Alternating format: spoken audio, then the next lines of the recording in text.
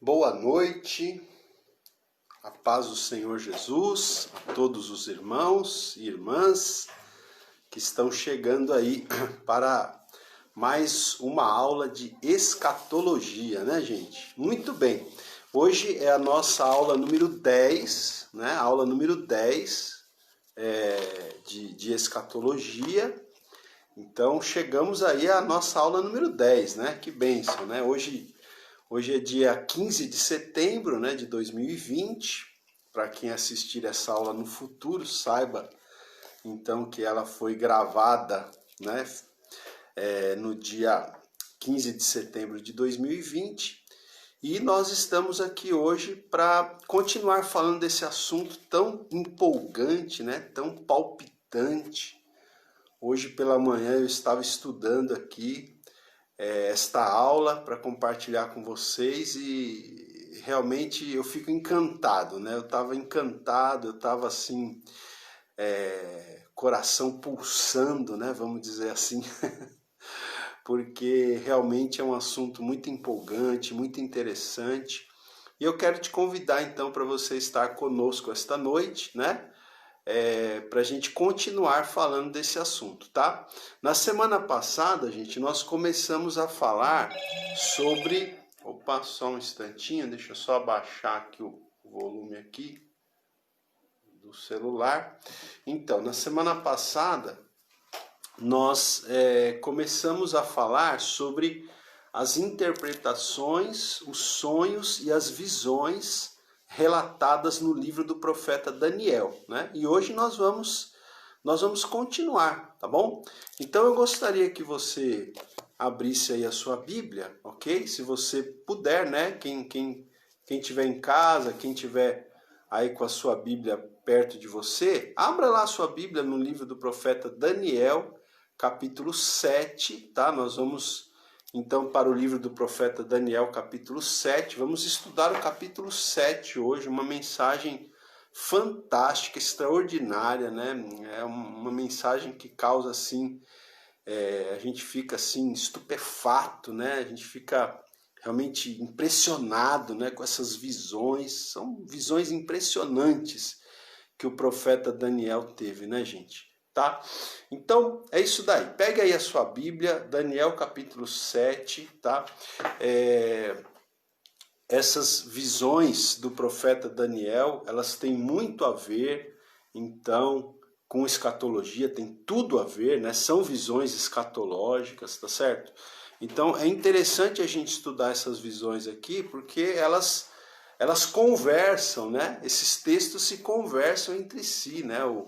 As visões de Daniel aqui no livro de Daniel, no livro do profeta Daniel, os textos lá de Apocalipse, né? O sermão profético de Jesus, alguns textos proféticos nas epístolas e os textos proféticos do Antigo Testamento, né? Vários profetas maiores, profetas menores. Então a gente você percebe que aos poucos, né? Hoje é a nossa aula número 10 já, né? Então a gente está construindo aqui um conhecimento, tá certo?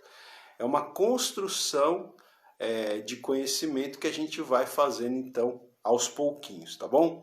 Então vamos lá, gente. Vamos sem mais demora, sem mais delongas, vamos para o capítulo 7 do livro do profeta Daniel. Antes da gente começar a ler o capítulo 7, eu só gostaria de relembrar rapidamente aqui que na aula passada nós estudamos o capítulo 2 do livro do profeta Daniel. Você deve se lembrar, né? Que foi o sonho de Nabucodonosor, né? Que Daniel não só contou para Nabucodonosor o sonho que o próprio Nabucodonosor havia tido, como interpretou esse sonho para o Nabucodonosor. Você lembra, né? Então o rei babilônico, ele tinha sonhado com uma grande estátua, né? Cuja cabeça era de ouro, tá? Só para a gente relembrar. O peito e os braços eram de prata, o ventre e os quadris de bronze, né? As pernas de ferro, tá? Os pés em parte de ferro, em parte de barro, e que também havia na visão ali no sonho do Nabucodonosor uma pedra, lembra? Uma pedra que havia sido cortada sem o auxílio de mãos, e essa pedra então derrubava, esmigalhava, né? Esmiuçava aquela estátua, tá certo? Então veja, gente, por que é interessante a gente relembrar a aula da semana passada? Porque a aula de hoje ela está muito ligada, tá? Hoje nós vamos falar de um sonho, de uma visão que Daniel teve sobre 4 animais, tá? Daniel capítulo 7 fala de uma visão, de um sonho que o profeta Daniel teve nesse sonho havia 4 animais. A gente já vai falar aqui desses 4 animais. Só que esses 4 animais, eles estão relacionados com cada parte da estátua, né, com a qual Nabucodonosor sonhou. Tem uma correlação aqui, tá? Então já vou me adiantando, já estou me adiantando aqui. O primeiro animal aqui da visão de Daniel tem a ver com a cabeça de ouro da estátua, né? Com a qual Nabucodonosor sonhou, e depois ele manda inclusive construir essa estátua, tá certo?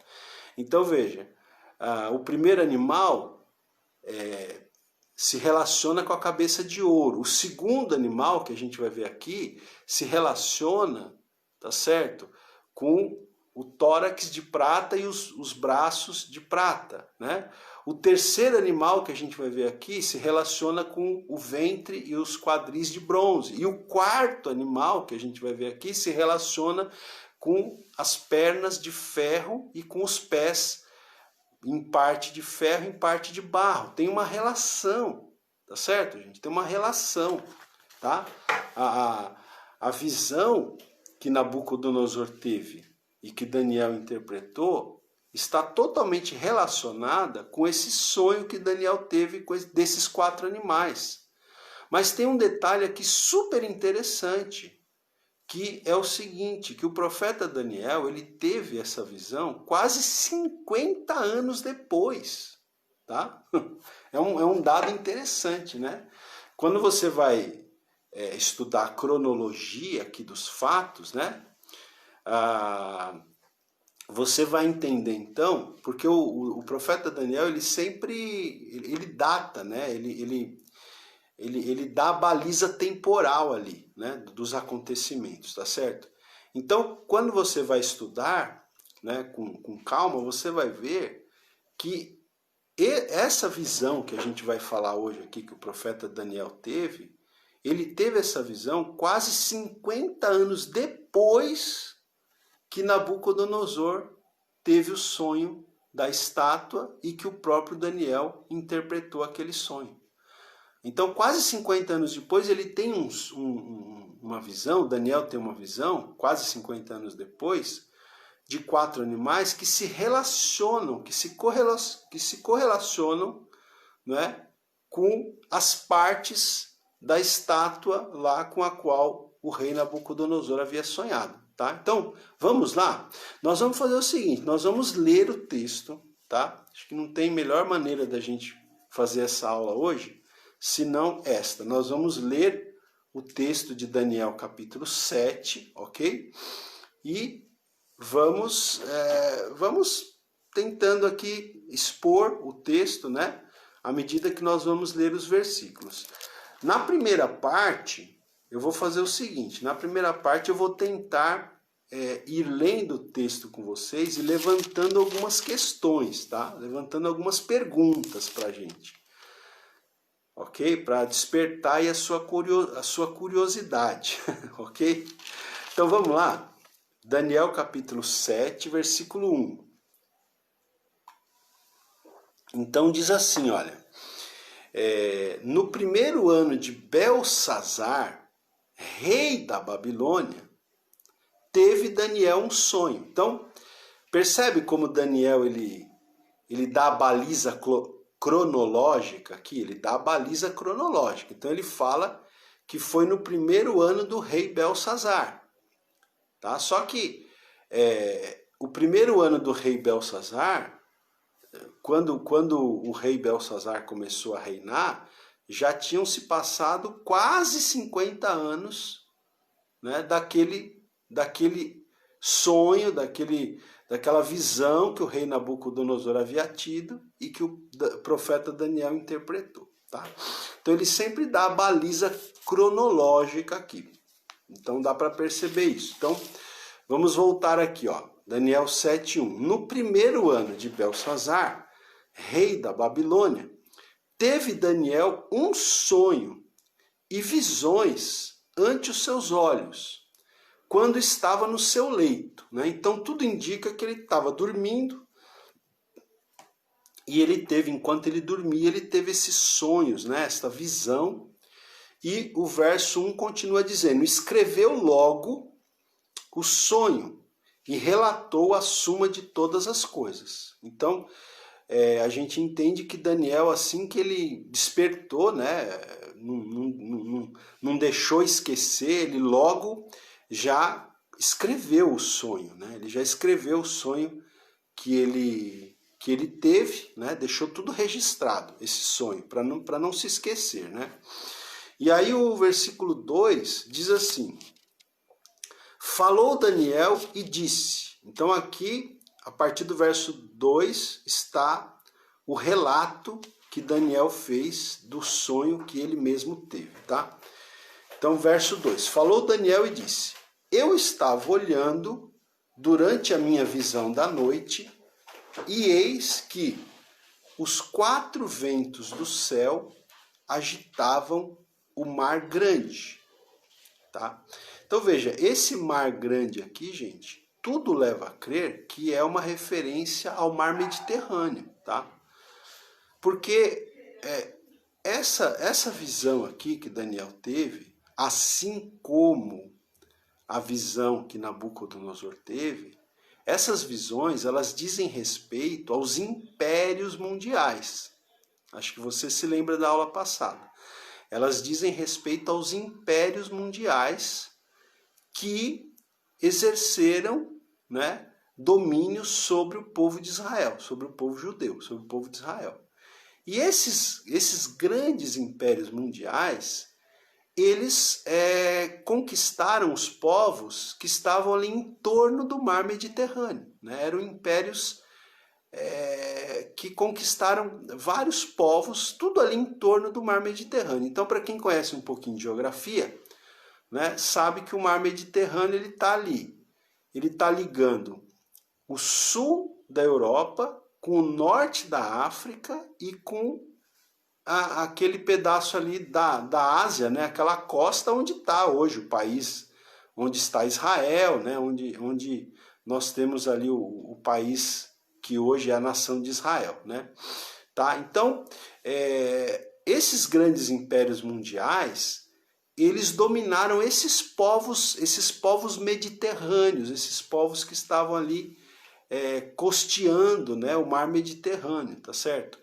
Então, o mar grande aqui, muito provavelmente, diz respeito ao mar Mediterrâneo. Então, ele está dizendo aqui que os 4 ventos do céu, não é? Aqui é uma referência, como se fosse assim, os 4 cantos da terra, né? A gente sabe que a terra é redonda, né? Mas a Bíblia usa essa linguagem figurada, muitas vezes, para se referir à totalidade da terra, né? Os 4 cantos da terra. Provavelmente aqui é uma referência a isso, quando fala os 4 ventos do céu agitavam o mar grande, ok? E aí começa aqui a parte, né, mais impressionante da visão, que é o seguinte, o verso 3 diz: 4 animais grandes, diferentes uns dos outros, subiam do mar. 4 animais grandes, diferentes uns dos outros, subiam do mar. Então, antes de ler a descrição desses animais, gente, também é interessante a gente entender o seguinte, que mar na Bíblia, muitas vezes é uma referência às nações, tá? Mar é uma referência aos povos, às nações. Eu até deixei aqui uma anotação, deixa eu ler com vocês aqui, ó. Esse autor aqui, o Herbert Locker, de Todas as Parábolas da Bíblia, comentando esse texto, ele diz o seguinte, né, que mar é um símbolo perfeito da humanidade intranquila. A Bíblia apresenta as potências mundiais subindo da agitação do mar político, tá? E isso você vai ver lá em Apocalipse, depois, eu não vou abrir lá, gente, mas Apocalipse 17:15, tá? Se você quiser anotar aí, Apocalipse 17:15, você vai ver que o texto lá em Apocalipse retrata, né, o mar como um símbolo das nações, né? Porque o mar agitado, né? Então, ele diz aqui, né, que é um símbolo perfeito da humanidade intranquila, né? Porque a Bíblia apresenta as potências mundiais, né? Porque aqui a gente vai falar dos grandes impérios da história humana. E esses impérios mundiais, essas potências mundiais subindo da agitação do mar político, né? Então é isso aqui, tá? Então o mar aqui, ele simboliza aqui também as nações, né? As nações, tá certo? Inclusive lá no Apocalipse, quando fala do anticristo, né? O anticristo é a besta que emerge do mar, né? O anticristo é a besta que procede do mar, quer dizer, das nações, tá certo? Então é um símbolo, o mar aqui é um símbolo das nações. Mas vamos aqui, gente, agora rapidamente para uma descrição desses 4 animais. Olha só que, gente, que coisa fantástica, né? Olha só, o primeiro animal está descrito no verso 4, diz assim, Daniel capítulo 7, versículo 4. O primeiro era como leão e tinha asas de águia. Enquanto eu olhava, Daniel dizendo, né? Enquanto eu olhava, foram-lhe arrancadas as asas. Foi levantado da terra e posto em 2 pés, como homem, e lhe foi dada mente de homem. Então, aí eu falei para você que eu ia levantar algumas questões aqui para a gente, né? Então, vamos começar já a levantar algumas questões. O que esse primeiro animal representa, né? Quem ou o que esse primeiro animal representa?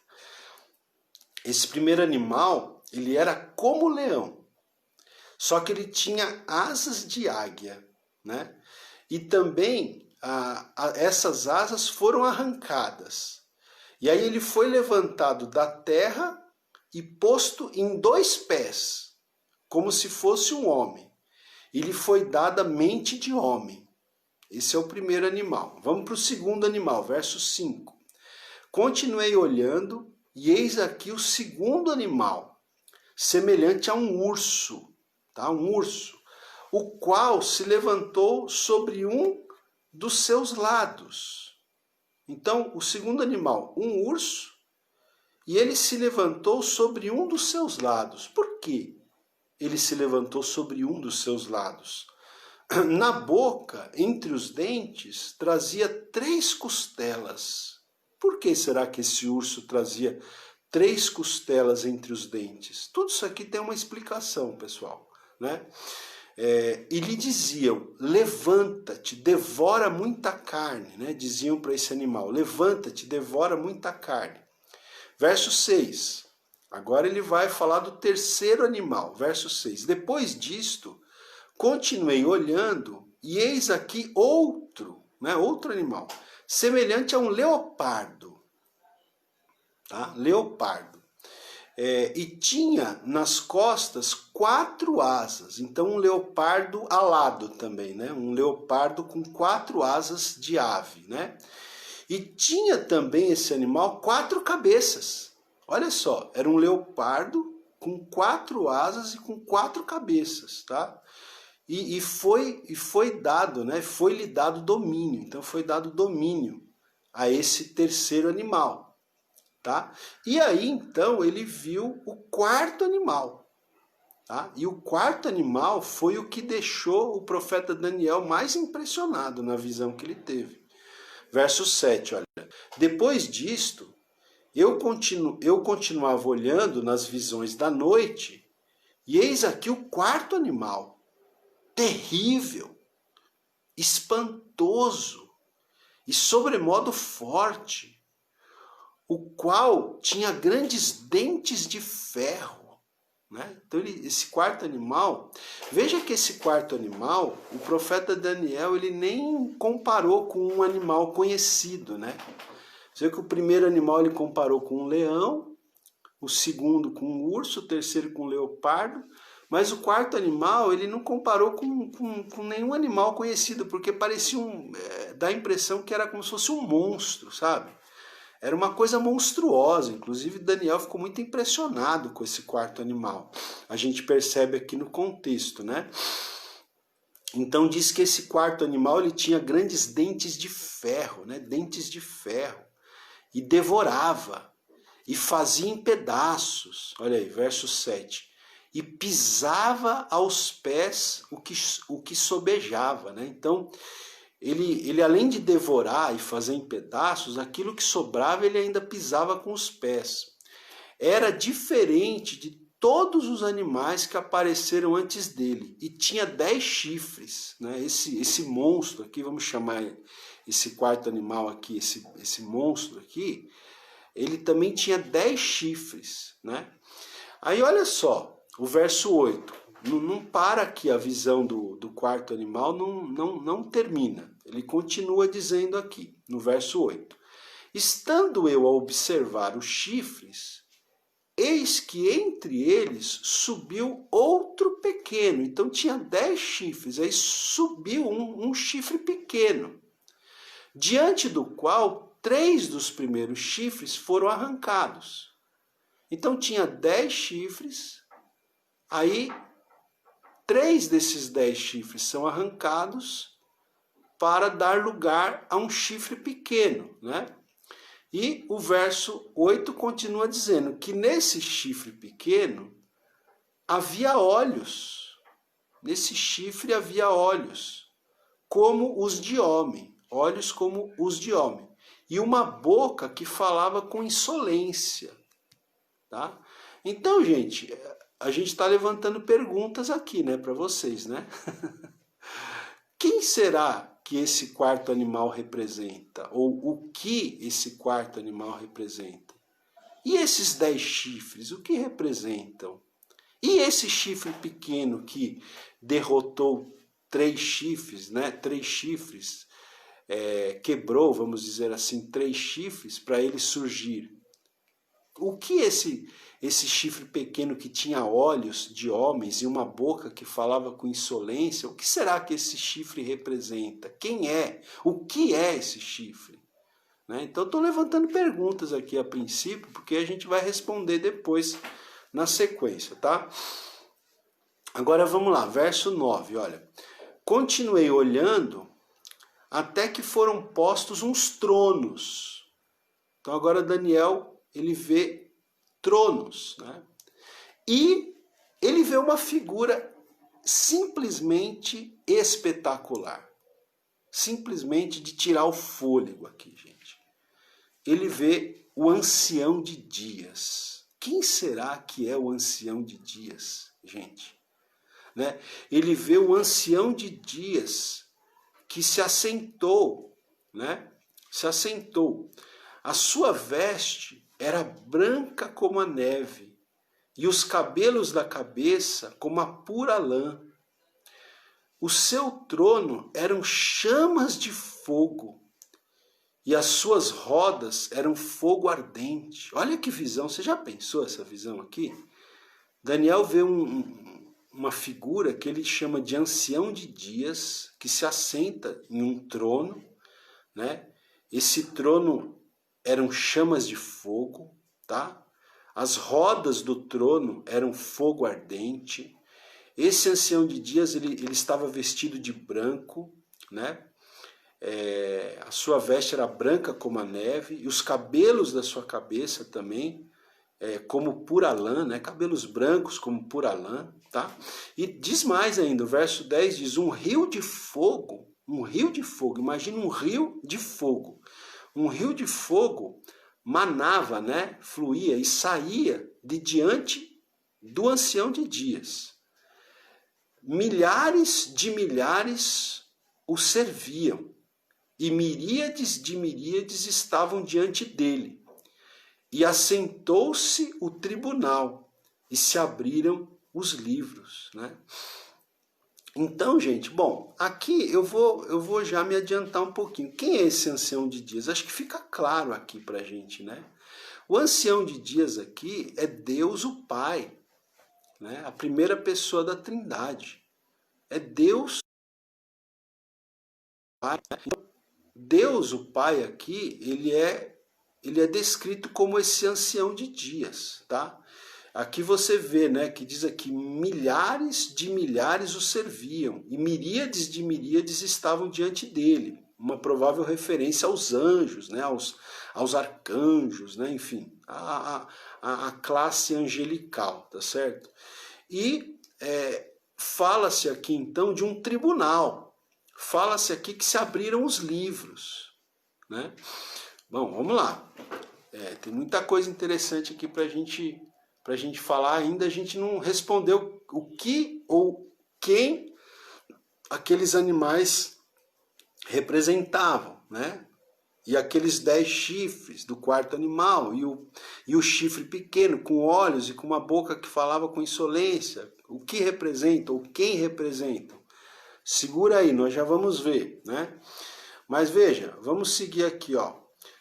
O verso 11 agora, Daniel 7:11. Então, estive olhando por causa da voz das insolentes palavras que o chifre proferia, né? Então, ele está se referindo aqui àquele pequeno chifre, né? Então, ele diz aqui, estive olhando por causa da voz das insolentes palavras que o chifre proferia. Estive olhando e vi que o animal foi morto. Aquele quarto animal foi morto, e o seu corpo desfeito e entregue para ser queimado, tá? Então ele percebe aqui que aquele quarto animal que deixou ele muito impressionado, esse animal foi morto, e o corpo desse animal foi desfeito e entregue para ser queimado. Verso 12. Quanto aos outros animais, aos 3 primeiros, foi-lhes tirado o domínio. Todavia, foi-lhes dada prolongação de vida por um prazo e um tempo, né? Então, o que acontece aqui? Os 3 primeiros animais, né? O domínio deles foi tirado, mas foi permitido a eles uma prolongação de vida por um tempo, né? O que não aconteceu com o quarto animal. O quarto animal, quando chegou a hora dele, vamos dizer assim, ele foi aniquilado, né? Ele foi morto e foi queimado, tá certo? Bom, olha só, gente, não para aí não, porque o negócio aqui é muito interessante, né? Versículo 13 agora, olha só. Eu estava olhando, aqui é Daniel que está relatando, né? Eu estava olhando nas minhas visões da noite, e eis que vinha com as nuvens do céu um como o filho do homem, e dirigiu-se ao ancião de dias, e o fizeram chegar até ele. Gente, uma pergunta aqui que é muito fácil de responder, né? Quem é esse filho do homem que é relatado aqui no versículo 13? Você já sabe quem que é. Gente, é uma referência ao Senhor Jesus. Mas é interessante você pensar, né? O que é impressionante é você pensar que o profeta Daniel, ele escreveu esse livro essa profecia, ou ele teve essa visão, séculos antes de Cristo aparecer, de Cristo nascer, né, gente? Então isso é muito impressionante, tá certo? Não sei para você, mas para mim é uma coisa impressionante, porque Daniel viveu mais ou menos aí uns 500 anos antes de Cristo, mais ou menos. 500 anos antes de Cristo. Quer dizer, 500 anos, você já pensou, gente? 5 séculos, 500 anos antes de Cristo. Daniel, ele já predisse aqui a vinda do Senhor Jesus, né? E aqui é uma predição mesmo da segunda vinda aqui, viu, gente? Já estou me adiantando aqui, né? Uma predição da segunda vinda de Cristo no final da grande tribulação, lembra? 7 anos, né?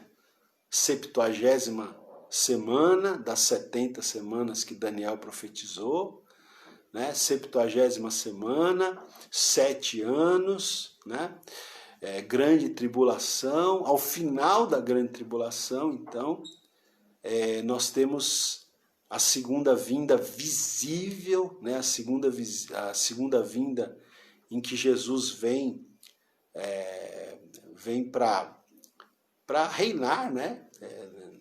Porque num primeiro momento, numa primeira fase, ele vem para arrebatar a igreja, né? O encontro se dá nos ares, então na primeira fase, no arrebatamento da igreja, Jesus não coloca os pés aqui na terra, mas aqui já é uma referência à segunda vinda, né? A segunda fase da segunda vinda, que é quando Cristo vem no final da grande tribulação, e ele, né, todo olho o verá, aquela vinda visível, ele vai vir mesmo para por fim, né, nas ações do anticristo, tá certo? Para livrar o seu povo, né, o povo de Israel no caso, e também para estabelecer o seu reino, o reino milenar, o milênio, como a gente fala. Né? Mas é interessante você pensar que aqui Daniel descreve ao Senhor Jesus, né? Ele descreve, então, vou reler aqui, ó. Eis que vinha com as nuvens do céu. É uma descrição da segunda vinda, gente. Né? Vinha com as nuvens do céu. Né? E quem é que vinha? Como o Filho do Homem. Acontece que o Senhor Jesus, ele usou essa expressão para se referir a si mesmo. Quantas vezes Jesus, ao referir-se a si mesmo, né, referiu-se a si mesmo como o Filho do Homem? Por que Jesus, quando se referia a si mesmo, né, usava, né, muitas vezes Jesus usou para se referir a si mesmo essa expressão Filho do Homem? É porque certamente Jesus queria, né, que as pessoas fizessem um link, uma conexão com essa profecia aqui de Daniel. Quando Jesus referia-se a si mesmo como Filho do Homem, na minha maneira de entender, né, ali era uma pista, vamos dizer assim, era um sinal para aqueles que fossem mais atentos, para entenderem que ele, Jesus, era e é o Filho do Homem que Daniel profetizou. Porque essa expressão Filho do Homem já aparece aqui no livro do profeta Daniel 500 anos antes de Cristo. Né?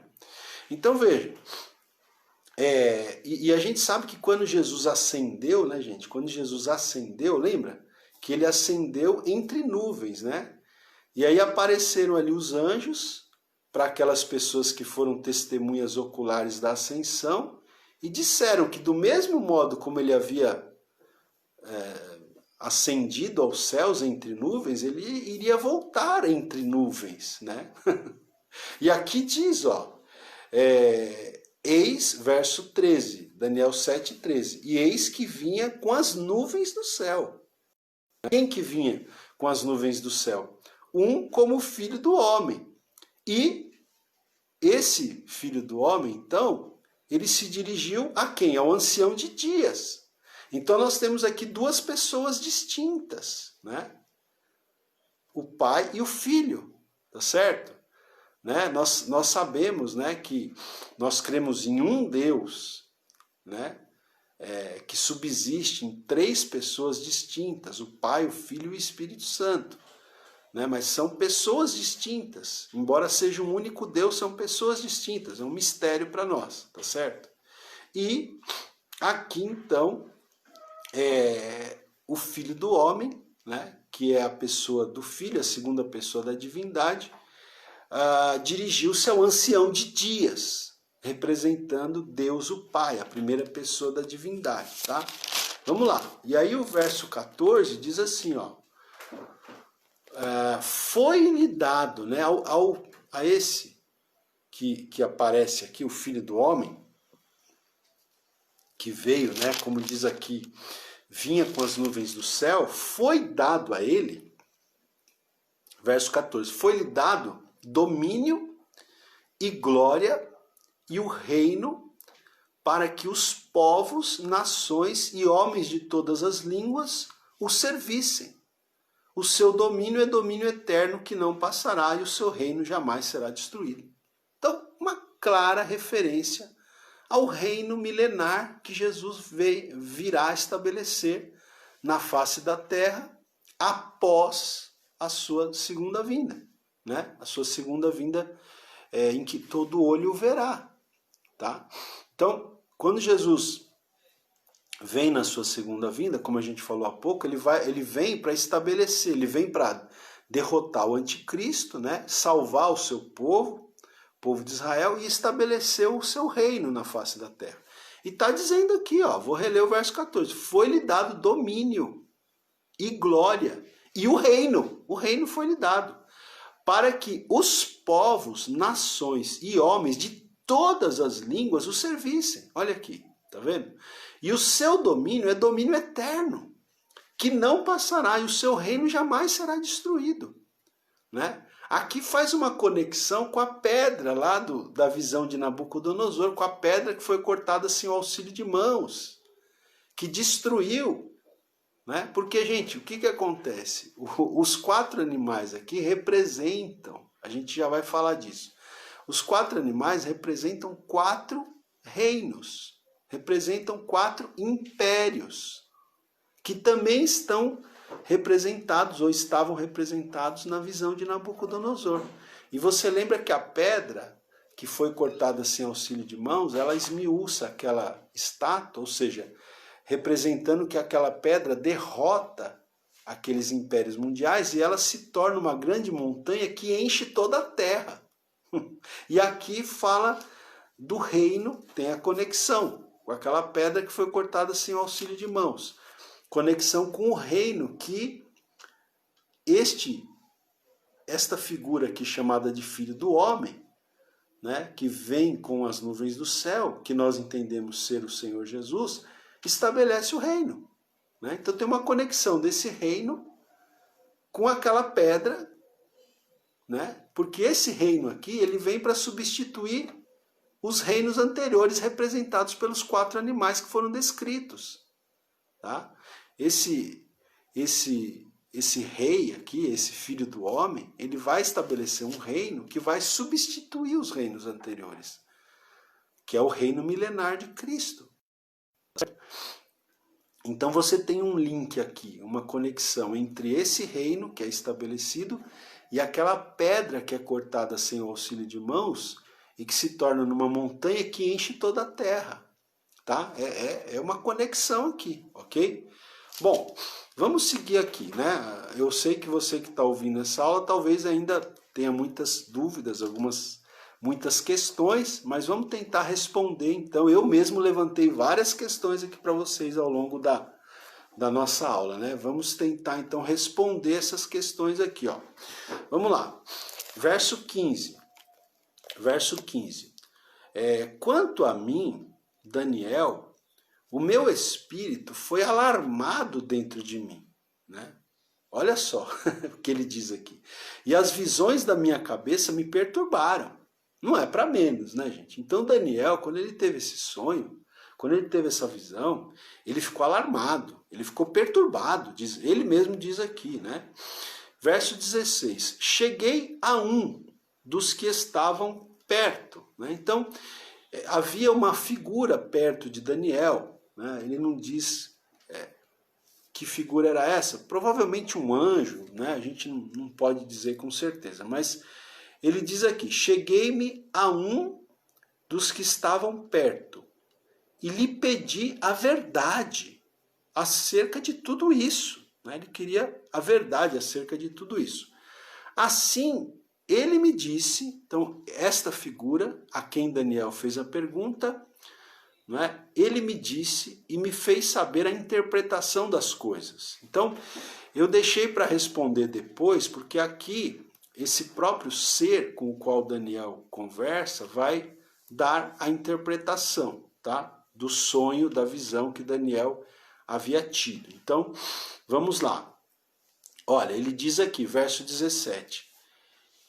Estes 4 animais, né, esses grandes, né, verso 17. Estes grandes animais, que são 4, são 4 reis que se levantarão da terra. 4 reis que se levantarão da terra, tá? Deixa eu ver aqui. Ó, mas, verso 18, né? Mas os santos do Altíssimo receberão o reino e o possuirão para todos sempre, de eternidade a eternidade. Bom, então veja, depois ele, no verso 19, ele tem a curiosidade de saber a respeito do 4º animal. Mas então, antes de chegar lá, vamos falar então dos animais aqui, rapidamente, né? O que representa cada um desses animais, tá? Então, o primeiro animal, gente, que era um leão, né? Com asas, né? Vou voltar lá para o versículo 4, olha. Era como um leão e tinha asas de águia. Esse animal aqui, ele representa o Império Babilônico, tá? Que era liderado pelo rei Nabucodonosor e que na visão de Nabucodonosor era a cabeça de ouro, tá? Então, inclusive, é interessante que eu estava lendo um comentário hoje que diz que se você for no Museu de Londres, né, se você for no Museu de Londres hoje, ainda hoje, você vai ver lá, né, várias representações do Império Babilônico com essa forma, né, leões alados, né, leões com asas de águia. Interessante, né, porque o Império Babilônico usava essa figura para se autodescrever, tá certo? E é essa visão que Daniel tem. Então ele fala aqui que o primeiro animal era como o leão, que tinha asas de águia, né? E as asas foram arrancadas, né, desse leão. Aqui, gente, talvez seja uma referência ao fato, é que aí teria que estudar o livro de Daniel com calma, né? Mas você talvez se lembre que o rei Nabucodonosor, ele teve uma enfermidade em que ele começou a pensar que ele era um animal. Né? Isso está lá no capítulo 4 de Daniel. Ele começa a pensar que ele era um boi. Ele começa a pensar que ele era um animal. Deus permitiu essa enfermidade para o rei Nabucodonosor para abatê-lo, né? Porque ele estava muito orgulhoso. Então, para humilhar mesmo Nabucodonosor, Deus permitiu que ele passasse por essa enfermidade. Então, aqui, talvez, quando fala que foram-lhe arrancadas as asas, né, talvez seja uma referência a isso. Por quê? Porque continua o versículo 4, Daniel 7,4, que diz assim, foi levantado da terra e posto em 2 pés, né? Porque quando Nabucodonosor teve essa doença em que ele pensou que ele era um animal, ele andava como um animal, né? Ele ficou de 4, né? Ele andava como um animal, ele procedia como um animal por 7 tempos, né? Que a gente entende que foram 7 anos, provavelmente.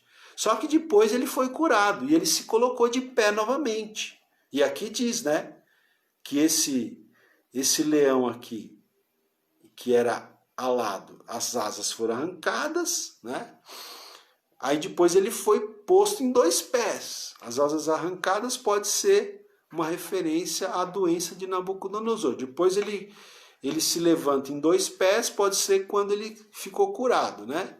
E diz aqui, como homem lhe foi dada a mente de homem. Versículo 4 de Daniel 7, né?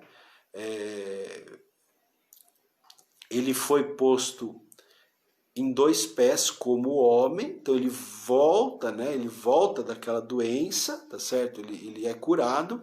Ele foi dado a mente de homem novamente, porque ele tinha ficado com a mente de um animal, tá? Então é muito provável que seja isso aqui, tá? Então esse primeiro animal aqui, ele representa o Império Babilônico, tá? O segundo animal, gente, que é um urso, né? Diz aqui, ó, no verso 5, eu voltei para o verso 5 aqui, diz aqui, que ele era semelhante a um urso, o qual se levantou sobre um dos lados. Por quê? Por que esse urso se levantou sobre um dos lados? Porque esse urso aqui representa o império dos medos e dos persas, tá? Só que desses 2 povos que se uniram para construir esse império, o povo mais forte eram os persas. Então, por isso que diz que esse urso se levantou sobre um dos seus lados, né? Ele tinha 2 lados, os medos e os persas. Mas ele se levanta sobre um dos lados, que é o lado dos persas. Então, veja, esse segundo animal aqui, esse urso, ele se correlaciona com o peitoral de prata, melhor dizendo, né? Com o peito de prata e os braços de prata da estátua de Nabucodonosor. Tem uma correlação aqui. É o segundo império, é o império dos medos e dos persas. E diz também que entre os dentes ele trazia 3 costelas, né? Ele trazia 3 costelas. Tem uma interpretação aqui, que esse autor aqui ele fala o seguinte, né?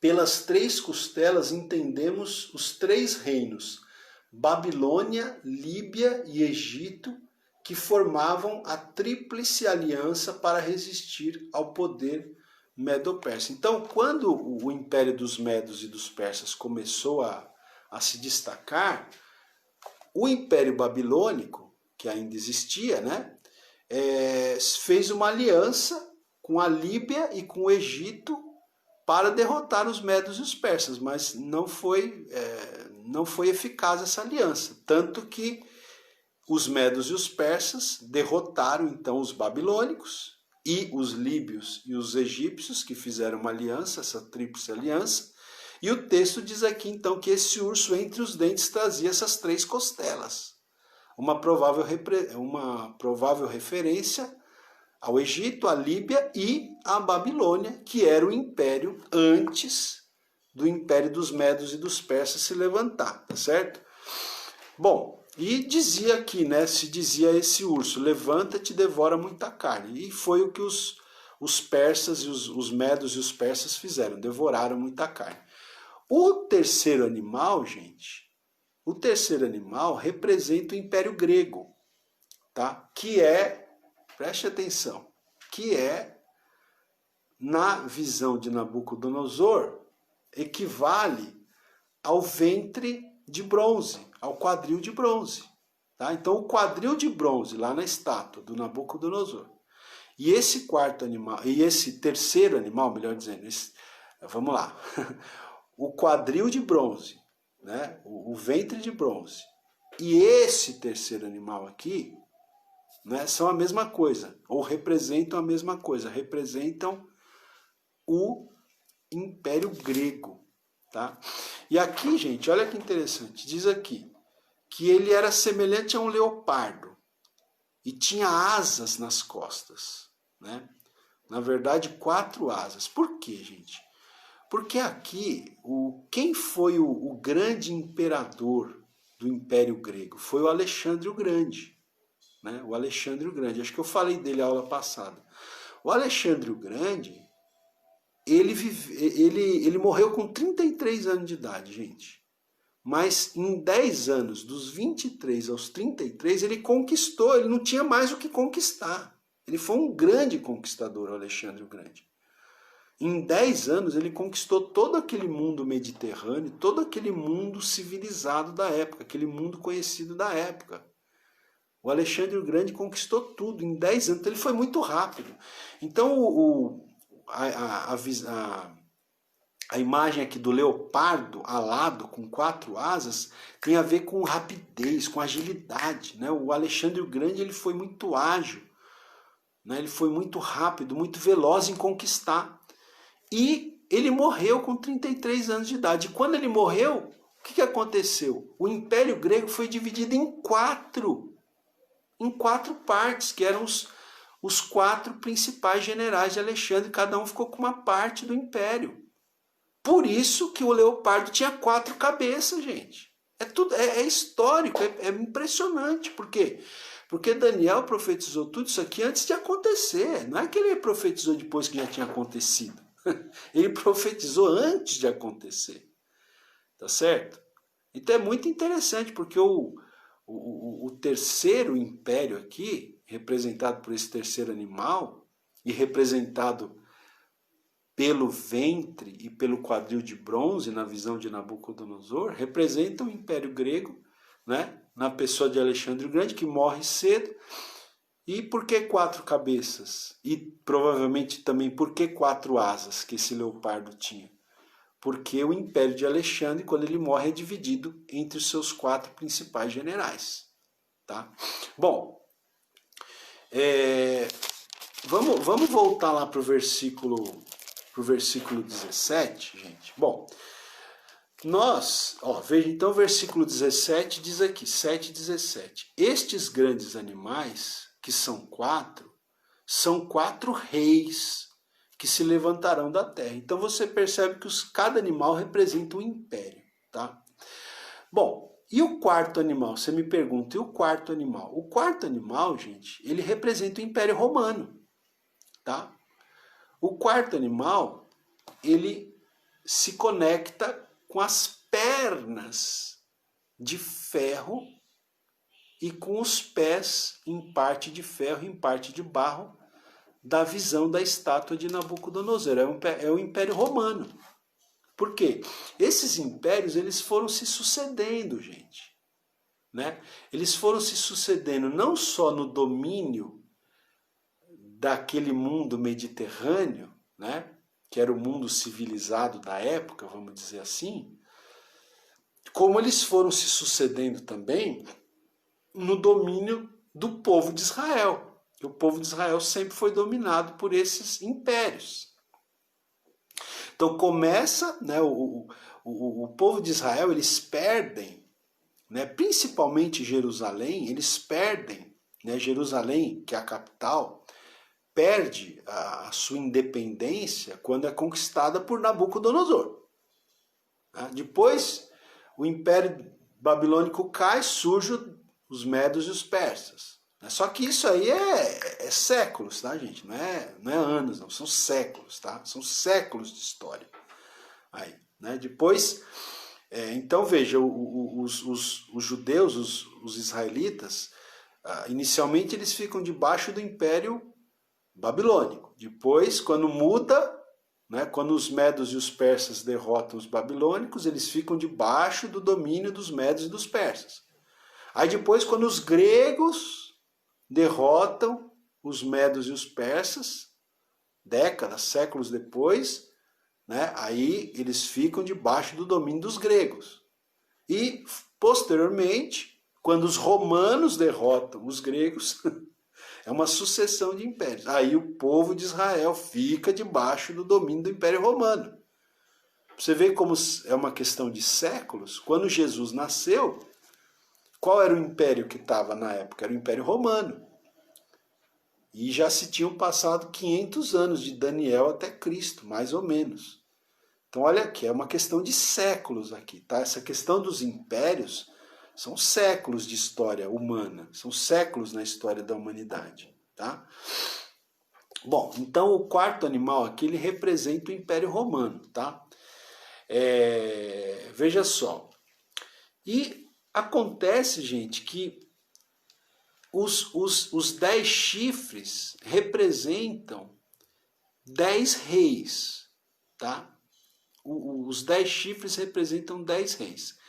E aquele chifre pequeno, né, que fala palavras insolentes e que tem olhos de homens, esse pequeno chifre, ele representa o anticristo, tá, pessoal? Ele representa o anticristo, ele é um símbolo do anticristo. Por quê? Porque a gente entende que o Império Romano, ele vai como que ressurgir, eu já falei isso, né?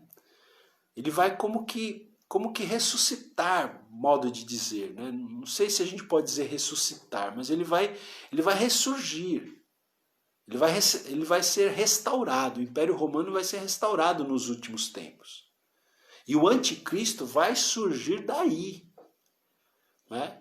Uma provável coligação de 10 reis, provavelmente uma referência a 10 líderes europeus. Por que a gente fala europeus? Porque Roma, que era a capital do Império Romano, está na Europa, tá certo?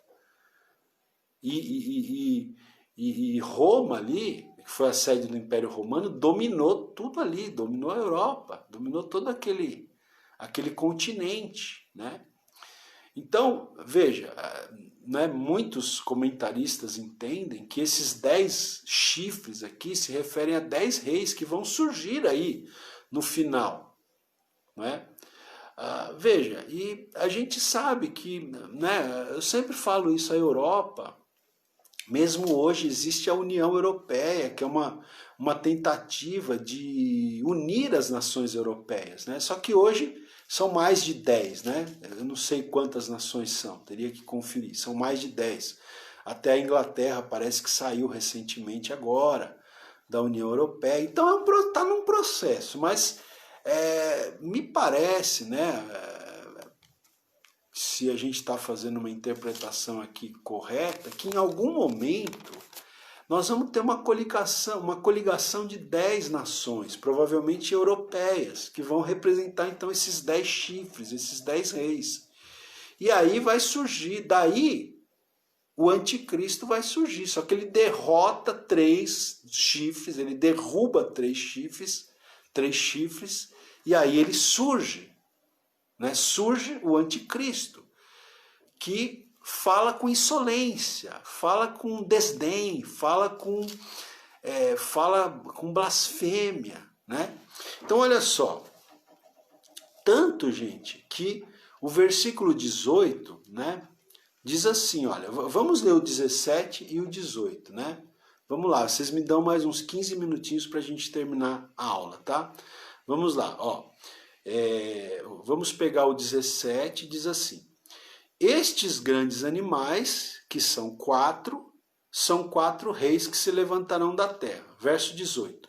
Mas os santos do Altíssimo receberão o reino e o possuirão para todo sempre, de eternidade em eternidade, né?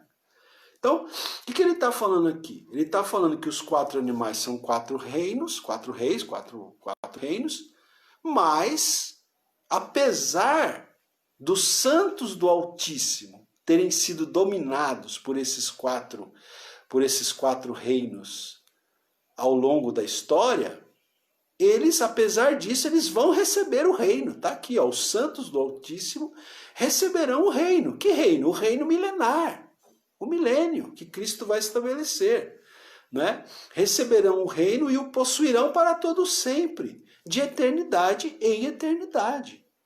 Tá, gente? Mas vamos continuar aqui, ó, verso 19. Então, Daniel está narrando aqui, o profeta Daniel está narrando a visão.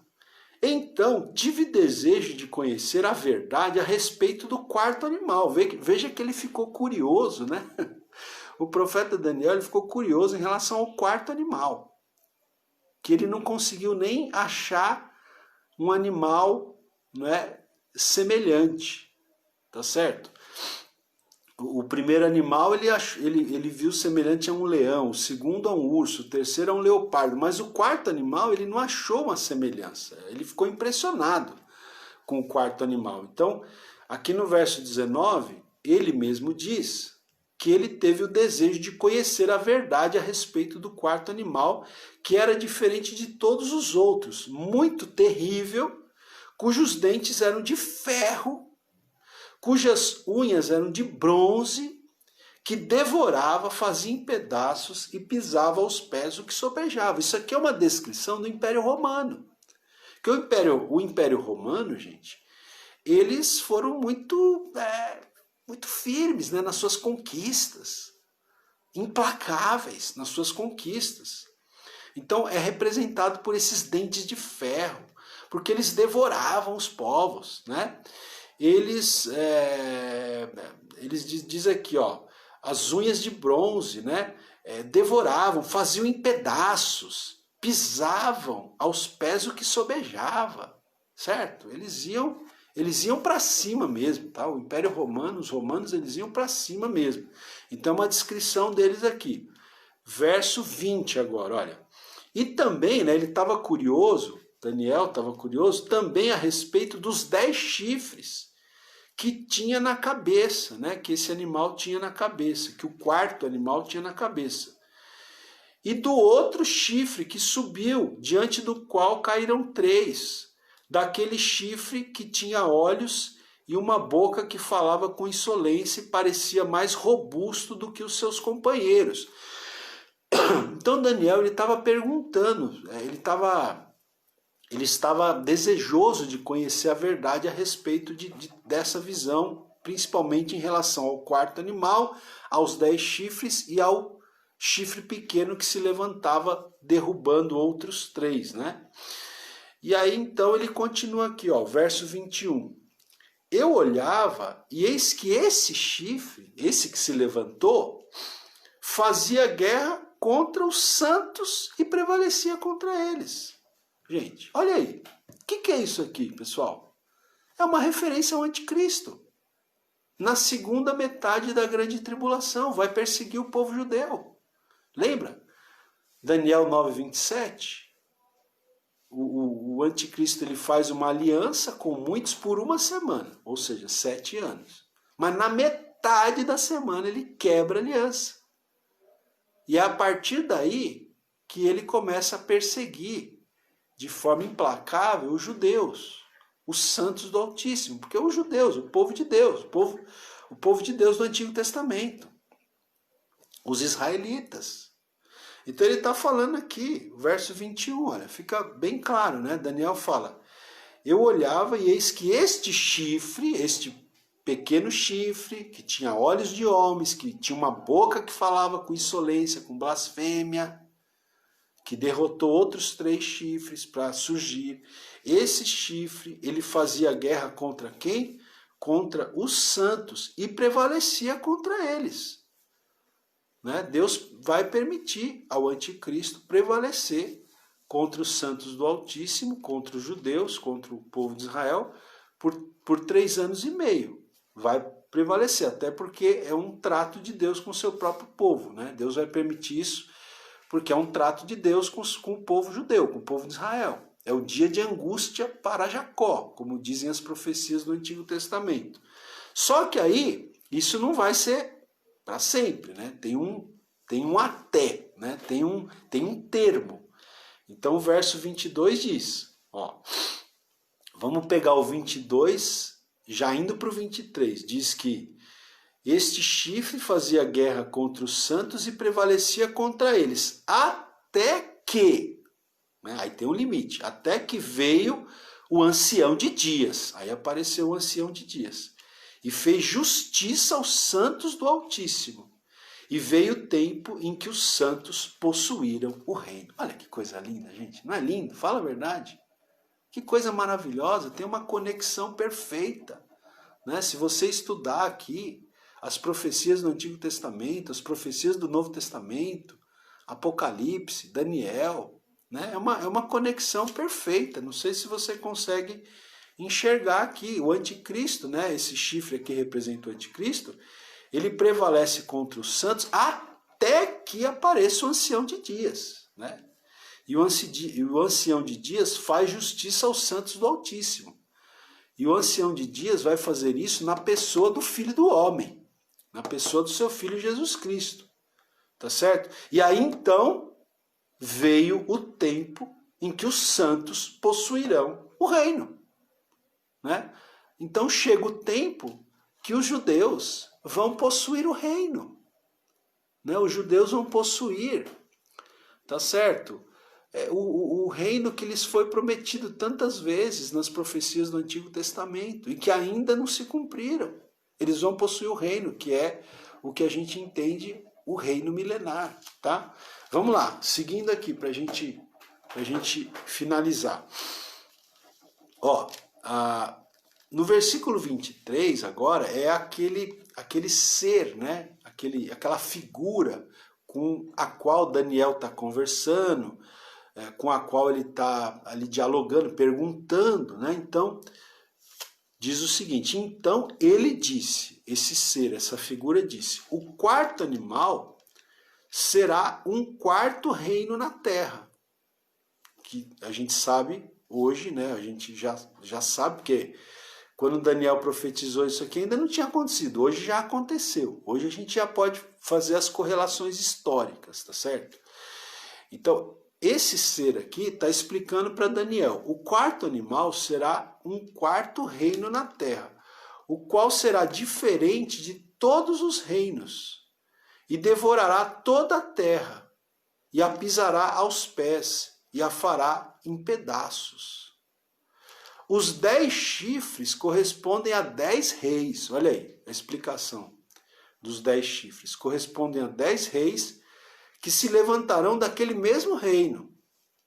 E depois deles, né, depois desses 10, se levantará outro, o qual será diferente dos primeiros e abaterá a 3.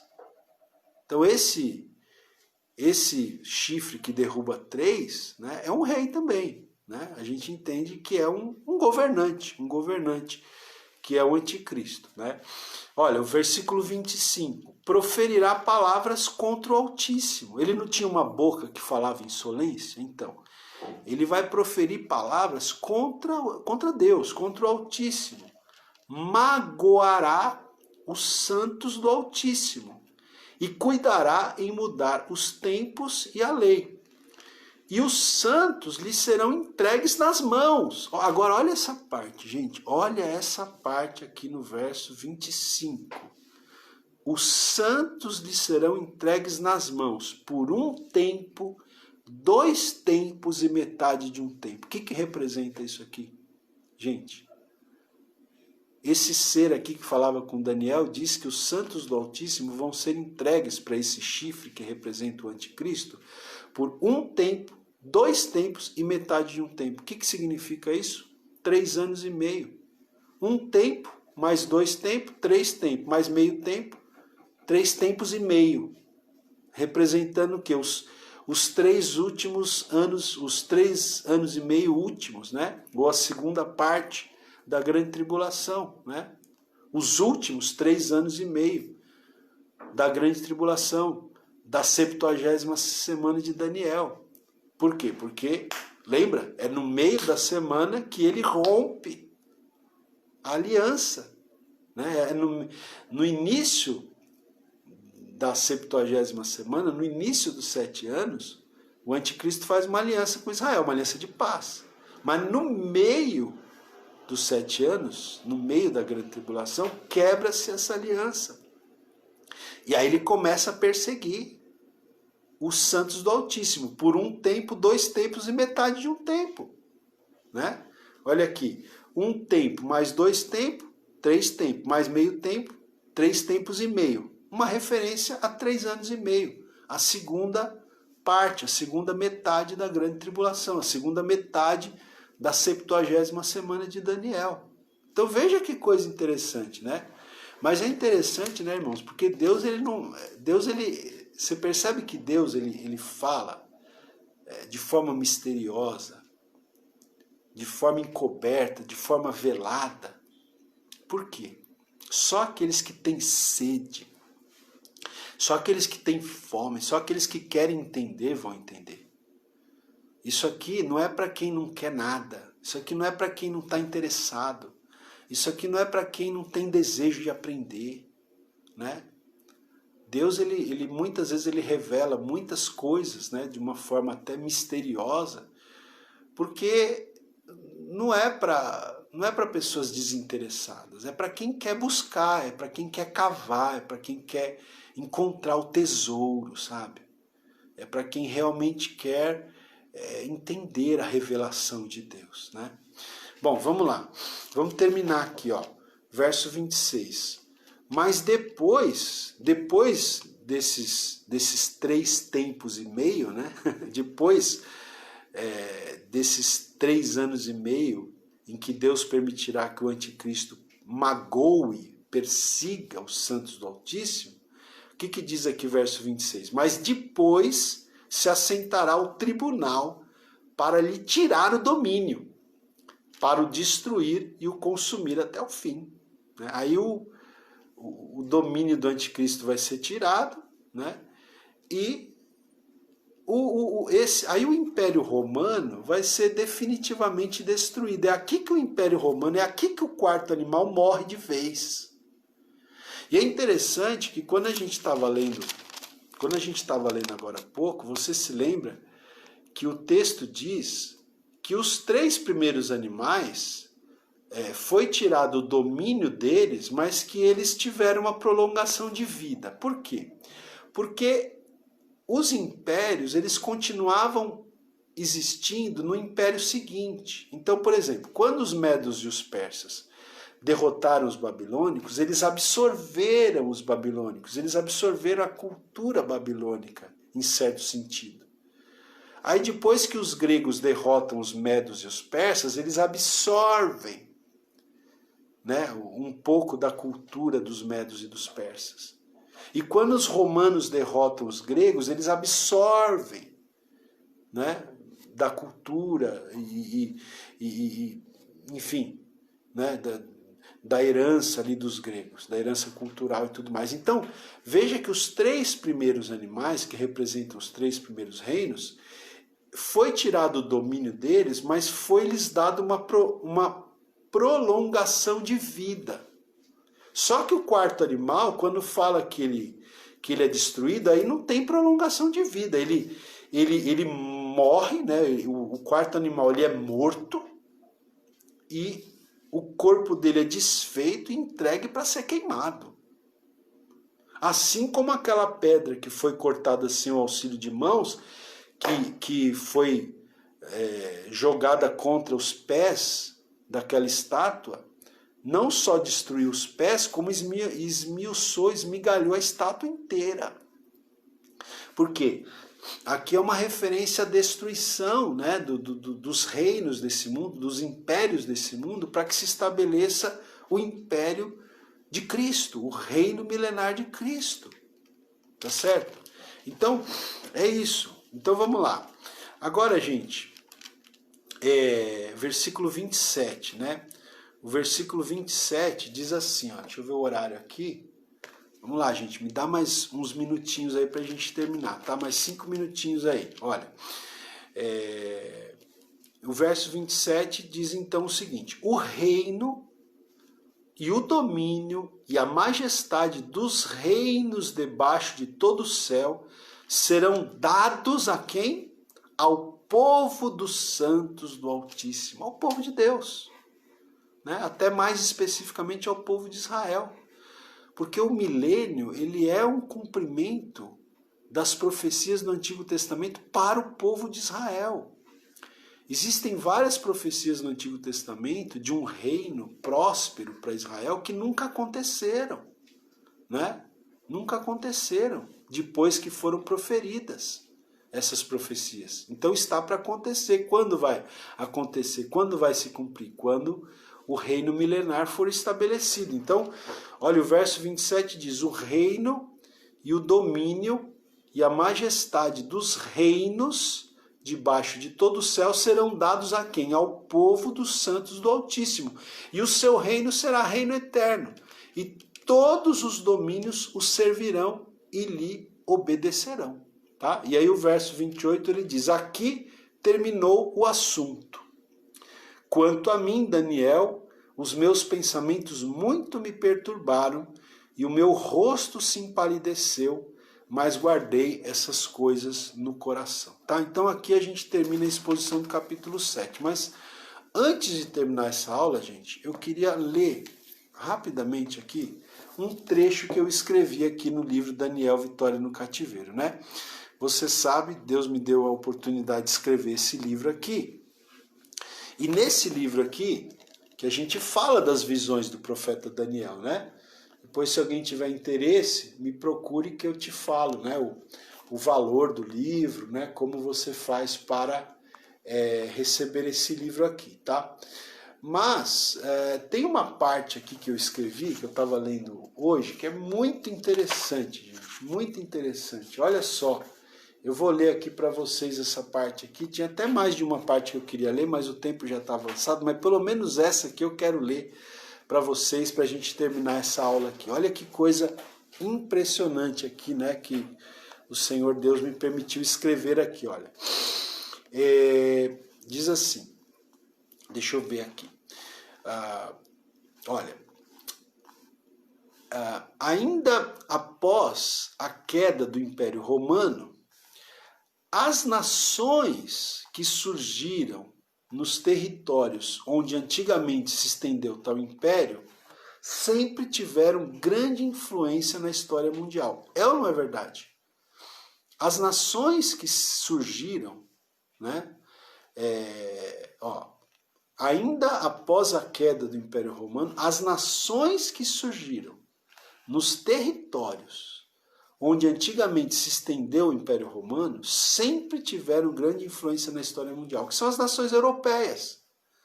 Ou não é verdade que as nações europeias sempre tiveram grande influência na história mundial? Eu continuo aqui. A capital do Império Romano era a cidade de Roma, na Península Itálica, na Itália.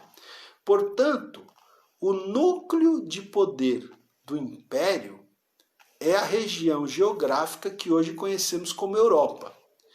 E foram os países europeus que descobriram, entre aspas, conquistaram e colonizaram todo o continente americano, incluindo as Américas do Norte, Central e do Sul, e ainda a Oceania. Quem foi que descobriu, entre aspas, as Américas? Não foram os europeus? Não foram os portugueses, os espanhóis, os ingleses, os franceses? Não foram eles que descobriram as Américas e a Oceania? E colonizaram? Lembra quando fala que o animal pisa, devora? Porque, gente, foram os europeus que conquistaram o mundo, que colonizaram o mundo, né? Que sempre tiveram influência, inclusive cultural, né? Econômica, política, sempre. E foi com uma espécie de uma mão de ferro que eles fizeram isso. Não deram muita chance, né? Que chances os colonizados tinham quando os europeus chegaram para colonizar? Não é? Mas não para aí, eu ainda escrevo aqui. Posteriormente também estabeleceram o que se convencionou chamar de imperialismo sobre as nações da Ásia e da África. Ainda teve o período do imperialismo, né, que foi mais à frente, foi ali no século XVIII, XIX, se não me falha a memória. Né, a conquista das Américas foi no século XVI. Aí vem o período do imperialismo, que é mais adiante, século XVIII, século XIX. Né? Então veja, a Europa não só estendeu seu domínio político e militar sobre boa parte da face da terra, como também estabeleceu sobre as demais nações uma espécie de imposição cultural. Ainda hoje, através da União Europeia, a influência dos países europeus é muito forte sobre o globo terrestre. Portanto, não é de se estranhar que o anticristo surja dentre os países que formam a zona de influência europeia, países esses que são os herdeiros do que um dia foi o grande e influente Império Romano, tá? Então, só concluindo aqui, não é? Concluindo aqui, portanto, não é de se estranhar que o anticristo surja de onde? Dentre os países que formam a zona de influência europeia. Países esses que são os herdeiros do que um dia foi o grande e influente Império Romano, tá? Então é isso daí, gente. Valeu, 1h20 de aula, falamos bastante, né? Mas acho que está interessante, né? Penso que vocês estão sendo abençoados aí, tá bom? E permitindo Deus, terça-feira que vem a gente volta com mais uma aula aí do nosso curso de escatologia. Tem bastante coisa para a gente falar ainda. A gente vai falar sobre o anticristo ainda, a gente vai falar sobre o milênio, a gente vai falar sobre os julgamentos, né?